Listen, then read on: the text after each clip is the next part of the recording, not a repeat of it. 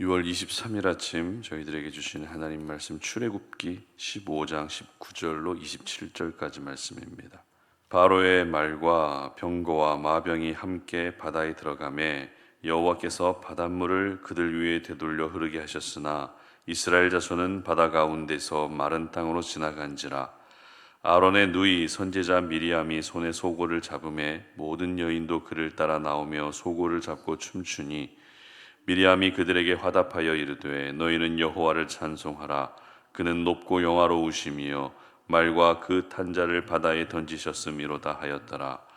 모세가 홍해에서 이스라엘을 인도하매 그들이 나와서 수르 광야로 들어가서 거기서 사흘 길을 걸었으나 물을 얻지 못하고 마라에 이르렀더니 그곳 물이 써서 마시지 못하겠으므로 그 이름을 마라라 하였더라. 백성이 모세에게 원망하여 이르되 우리가 무엇을 마실까 하매 모세가 여호와께 부르짖었더니 여호와께서 그에게 한 나무를 가리키시니 그가 물에 던지니 물이 달게 되었더라.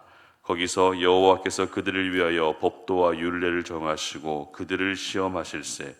이르시되 너희가 너희 하나님 나 여호와의 말을 들어 순종하고 내가 보기에 의를 행하며 내 계명에 귀를 기울이며 내 모든 규례를 지키면 내가 애굽 사람에게 내린 모든 질병 중 하나도 너희에게 내리지 아니하리니 나는 너희를 치료하는 여호와임이라. 그들이 엘림에 이르니 거기에 물샘 12과 종려나무 70그루가 있는지라. 거기서 그들이 그 물 곁에 장막을 치니라. 아멘. 인생이란 이런 것이다 라는 제목으로 오늘 말씀 전합니다. 인생의 사전적 정의를 찾아봤습니다. 인생이란 사람이 세상을 살아가는 일, 이렇게 되어 있습니다. 그렇다면 세상을 살아가면서 우리는 어떤 일을 겪게 될까요? 이것을 감정으로 표현하게 되면 희로애락 이렇게 표현할 수 있겠죠. 그리고 어떤 사건과 일로 표현하게 되면 좋은 일과 안 좋은 일의 반복 이렇게 표현할 수 있을 것 같습니다. 따라서 인생은 한 가지 일이, 한 가지 상황이 태어나는 순간부터 죽는 순간까지 계속 반복되는 것이 아니라 여러 가지 일이 늘 반복되고 또 반복되는 것이 인생이라는 것을 알 수 있습니다. 오늘 본문은 홍해 바다를 건너고 나서 있었던 사건을 기록하고 있습니다. 이것을 장소로 보게 되면 수르 광야와 마라 그리고 엘림이라는 이 세 지역을 차례대로 거쳐가면서 있었던 일을 기록하고 있습니다. 그리고 이것을 시간의 관점으로 보게 되면 불과 3, 4일 정도밖에 되지 않는 짧은 시간 동안 있었던 일을 기록하고 있습니다. 일단 홍해 바다를 건너고 나서 가장 먼저 있었던 일은 하나님을 찬송하는 일이었는데요. 먼저 모세가 하나님을 찬송했고 이어서 모세의 누이 미리암이 하나님을 찬송합니다. 하나님을 찬송했다는 것은 홍해를 건너게 해주신 은혜에 대한 감사의 고백이었습니다. 그리고 애굽 군대를 홍해 바다에 빠뜨리신 것에 대한 하나님의 능력을 찬송하는 그런 의미였습니다. 그러고 보면 하나님을 찬송하는 삶은 구원받은 백성이라면 고민할 것 없이 마땅히 해야 될 가장 기본적인 신앙의 자세라는 것을 알 수 있습니다. 하나님을 찬송하는 일은 어떤 예배의 형식 안에서만 이루어져야 될 일이 아니라 우리가 살아가는 삶의 모든 순간마다 시간과 장소, 환경에 구애받지 않고 우리가 늘 하나님께 가장 자연스럽게 해야 될 기본 중에 기본이라는 것입니다. 따라서 모세가 하나님을 찬송했고 미리암과 모든 여인들도 하나님을 찬송했다는 것은 구원받은 백성으로서 가장 자연스러운 모습이었습니다. 그런데 문제는 이렇게 하나님을 찬양하고 나서 백성들에게 어떤 일이 일어났는가입니다. 22절 말씀 보시기 바랍니다. 모세가 홍해에서 이스라엘을 인도하매 그들이 나와서 수르 광야로 들어가서 거기서 사흘 길을 걸었으나 물을 얻지 못하고. 자, 이제 본격적으로 광야길로 접어든 백성들에게 가장 필요했던 물이 부족한 상황이 일어나게 됩니다. 저희들도 그럴 때가 있지 않습니까? 한참 은혜를 많이 받고 이제 좀 뭔가 일이 잘 되겠다 싶었지만 전혀 예상하지 못한 어려움이 갑자기 생길 때가 있습니다.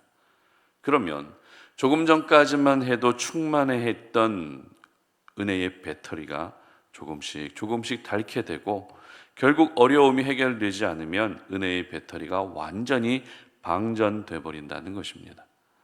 이스라엘 백성들 역시 은혜의 배터리는 계속 줄어들고 있었습니다. 그러던 중에 물을 발견하게 되는데 아쉽게도 그 물이 어떤 물이었습니까? 마실 수 없는 쓴 물을 발견하게 됩니다. 이로써 이스라엘 백성들의 은혜의 배터리는 완전히 방전되고 맙니다. 이 백성들의 영적 상태를 잘 보여주고 있는 24절 말씀 보시기 바랍니다. 백성이 모세에게 원망하여 이르되 우리가 무엇을 마실까 하매. 홍해바다 앞에 있을 때 추격해 오는 애굽 군대를 보며 처음 발병했던 병이죠. 원망하던 병이 다시 재발되고 말았던 것입니다. 어떤 병이든지 재발되면 정신적으로 굉장히 힘들어집니다. 처음 발병했을 때도 물론 큰 충격을 받습니다. 그러나 회복의 의지를 가지고 열심히 치료를 받아서 완치됐는데 다시 재발됐다는 진단을 받게 되면 그냥 포기하고 싶은 생각이 들 정도로 재발로 인한 피해는 생각보다 큽니다. 그런데 정작 원망의 병을 앓고 있던 당사자는 병이 재발돼도 전혀 문제의식을 가지고 있지 않을 정도로 이스라엘 백성들의 영적 상태뿐만 아니라 정신적인 상태도 최악의 최악이었습니다. 그러나 다시 원망의 병이 재발된 백성들의 모습을 지켜보고 있었던 모세는 그다지 흔들리지 않습니다. 처음 발병했을 때도 당황하지 않고 백성들에게 어떻게 이야기했을까요? 너희는 가만히 있어 하나님이 싸우시는 것을 보라라고 믿음의 말을 선포한 데 이어서 오늘 본문에서는 하나님께 기도합니다. 25절 보시기 바랍니다. 모세가 여호와께 부르짖었더니 여호와께서 그에게 한 나무를 가리키시니 그가 물에 던지니 물이 달게 되었더라. 거기서 여호와께서 그들을 위하여 법도와 율례를 정하시고 그들을 시험하실세. 아멘. 그 결과 하나님이 가르쳐 주신 한 나무를 쓴 물에 던지게 되고 그 물이 달게 되는 기적이 일어나게 됩니다.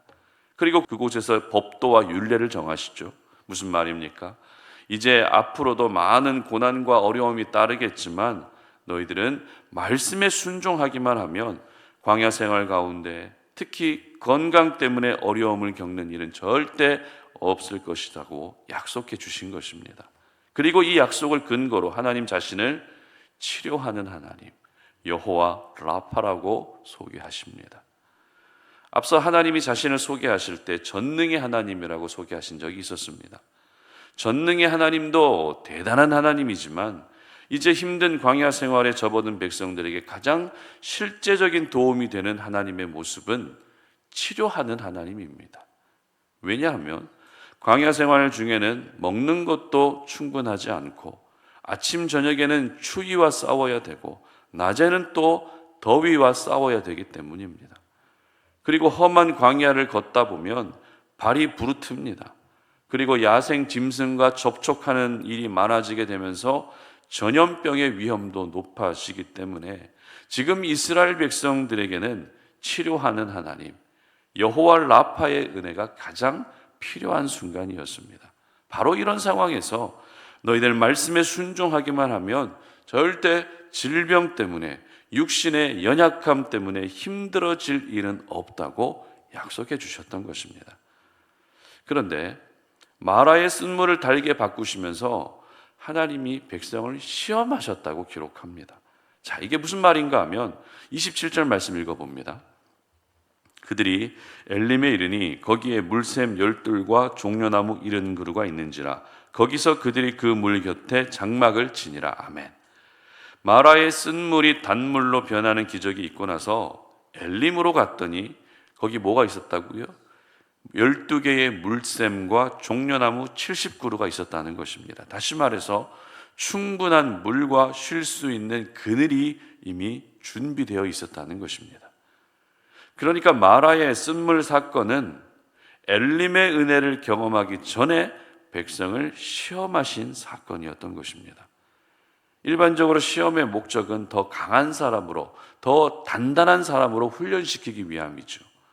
즉 하나님은 먼저 이스라엘 백성들이 쓴물을 경험하게 하심으로써 신앙적으로 견고해지도록 훈련시키고 계셨던 것입니다.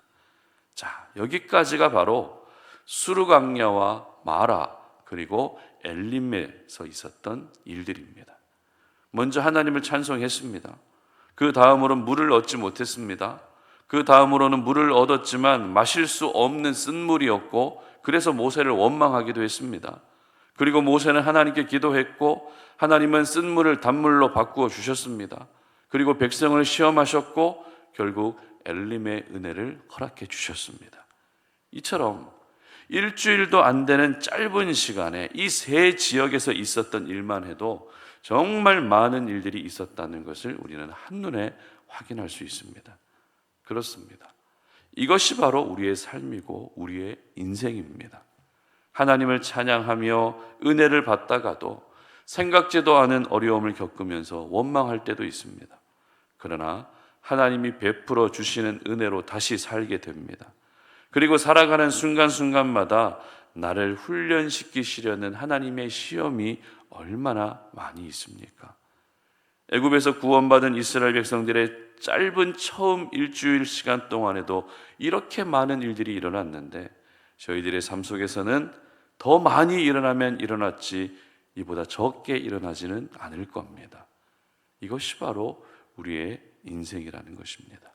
그렇다면 이렇게 많은 일들을 날마다 겪고 반복하면서 우리가 가져야 될 신앙의 자세는 어떤 자세일까요? 오늘 본문에서 마라의 쓴물을 달게 바꾸어 주신 하나님의 은혜가 있었죠. 그리고 물샘 10돌과 종려나무 70그루가 있었던 엘림의 은혜도 있었죠. 바로 이 은혜를 기억하는 것입니다. 하나님의 은혜는 우리 삶의 현장 곳곳에 중간중간에 분명히 있습니다. 고속도로를 달리다 보면 중간에 휴게소가 있는 것처럼 우리 인생의 긴 레이스 가운데도 쉬었다 갈 수 있고 유익한 것들을 누릴 수 있는 영적 휴게소, 은혜의 휴게소가 반드시 예비되어 있다는 것입니다. 그러므로 지금 여러분의 힘든 상황 때문에 절대 무너지지 않으셨으면 좋겠습니다. 어차피 이게 다 인생이기 때문에 모든 고난과 어려움을 믿음으로 받아들이시되 다만 중간중간에 예비해 두신 하나님의 은혜를 기억하며 힘든 지금의 삶을 견뎌낼 수 있었으면 좋겠습니다. 그래서 오늘도 내가 하나님의 은혜로만 살 수 있다는 것을 고백하셔서 그 은혜가 임할 수 있는 특별한 날이 될 수 있기를 주님의 이름으로 축복합니다. 함께 기도하겠습니다. 하나님 감사합니다. 오늘 우리가 이 아침에 주님 앞에 나와 이 하루를 시작하고 이번 한 주를 또 시작합니다.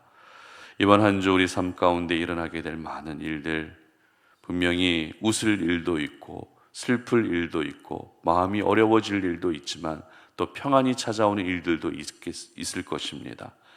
이렇게 수많은 일들이 반복되는 우리 삶 가운데 우리는 변함없이 하나님을 찬송하고 하나님께서 지금까지 내게 베풀어 주셨던 그 은혜를 기억하며 이 모든 일들을 감당하며 살아갈 때 우리가 무너지지 않고 하나님이 원하시는 모습으로 분명히 살아갈 수 있게 되는 줄로 믿사오니 우리 사랑하는 송탄오린의 모든 지체들이 하나님의 은혜를 더욱더 기억하는 이번 한 주 오늘 하루의 삶이 되게 하시고 그리고 수많은 일들이 반복되는 가운데에서도 가장 선하게 우리의 삶을 인도해 주시는 결국에는 엘림의 그 은혜가 우리 모두에게 임할 수 있는 그런 날이 되게 하여 주시옵소서. 감사드리며 예수님의 이름으로 기도드립니다. 아멘.